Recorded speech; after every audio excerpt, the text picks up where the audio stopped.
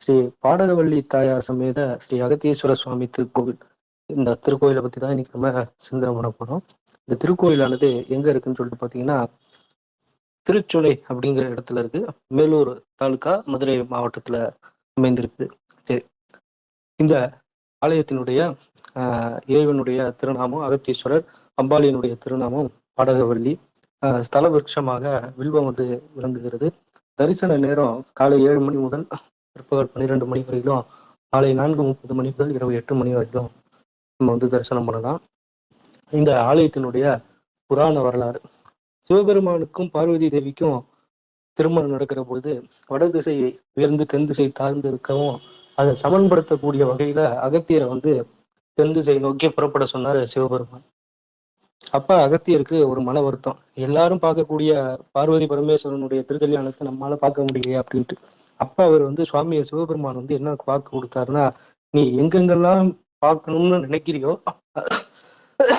அந்தந்த இடத்துல எல்லாம் உனக்கு இந்த கைலாய காட்சியை நான் வந்து திருமண காட்சியை நான் கொடுக்குறேன் அப்படின்னாராம்.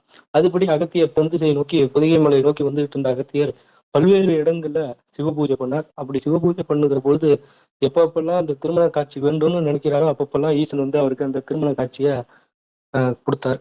அப்படி வந்து பாத்தீங்க அப்படின்னாக்கா, இந்த ஊருக்கு வரும்பொழுது இங்க சிவபூஜை பண்றதுக்கு சிவலிங்கம் ஏதாவது இருக்கா அப்படின்னு சொல்லிட்டு பாக்குறாரு. அப்படி இருக்கிற பொழுது எங்கேயும் சிவலிங்கமே இல்லை. உடனே வந்து பாத்தீங்க அப்படின்னாக்கா, அங்க வந்து ஒரு சொனை ஒண்ணு இருந்தது. அந்த சொனையில இருந்து கொஞ்சம் தீர்த்தத்தை எடுக்கிறார். தீர்த்தத்தை எடுத்து அங்க இருக்கக்கூடிய ஒரு பாறையில வந்து பாத்தீங்கன்னா அந்த தீர்த்தத்தை தெளிக்க, அப்ப அந்த பாறையானது அப்படியே வந்து ஒரு கருங்கல் சிவபெருமானாக சிவலிங்கமாக உருமாறுச்சு. அந்த லிங்கத்துக்கு பூஜை பண்ணார். அதுதான் இன்னைக்கு இருக்கக்கூடிய அகத்தீஸ்வரருங்கிற மூலவராக இங்க வந்து பாத்தீங்க அப்படின்னாக்கா நமக்கெல்லாம் காட்சி கொடுக்குறார். இது இந்த கோயிலினுடைய புராண வரலாறு. இங்க வந்து பாத்தீங்க அப்படின்னாக்கா, கோவில்ல சுனை தீர்த்தம் வந்து ரொம்ப விசேஷம். இந்த சுனை தீர்த்தத்தால தான் இந்த கோவிலே உருவாச்சு இல்லையா? அதனால இந்த ஊருக்கே வந்து பாத்தீங்க அப்படின்னாக்கா திருச்சுனை அப்படிங்கிறது ஒரு பேர் ஒண்ணு உண்டு.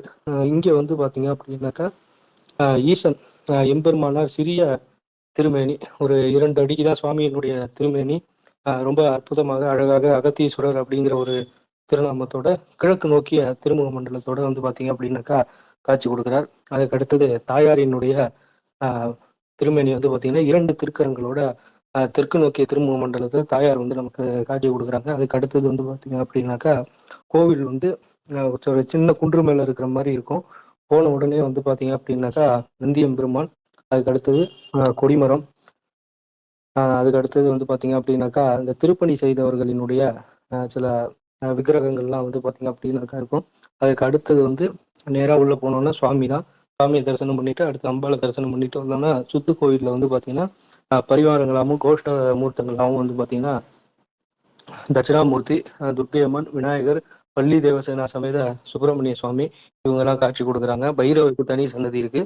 அதுக்கு அடுத்தது இங்க வந்து எங்கேயும் இல்லாத வகையில சிவபூஜை செய்யக்கூடிய அந்த ஒரு தவ கோலத்திலேயே வந்து பாத்தீங்க அப்படின்னாக்கா ஒரு ஞான சுரூபமாக நமக்கெல்லாம் வந்து அகத்திய பெருமான் காட்சி கொடுக்குறார். அதுவும் வந்து தெற்கு நோக்கிய திருமுக மண்டலத்தோட காட்சி கொடுக்குறார்.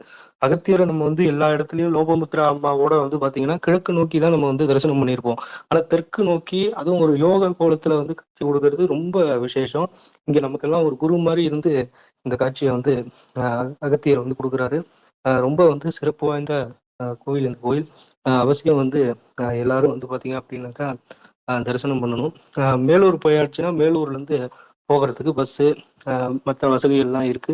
வாய்ப்புள்ளவர்கள் அவசியம் தரிசனம் பண்ணணும்னு சொல்லி கேட்டுக்கிறேன். இன்னைக்கு ஸ்ரீ அகத்தீஸ்வர சுவாமி பத்தி சிந்தனை பண்ணது மிகுந்த மகிழ்ச்சி அளிக்கிறது. வாய்ப்பளித்த அடியார்களுக்கும் இறைவனுக்கும் நன்றி கூறி அடியனுடைய உரையை நிறைவு செய்து கொள்கிறேன்.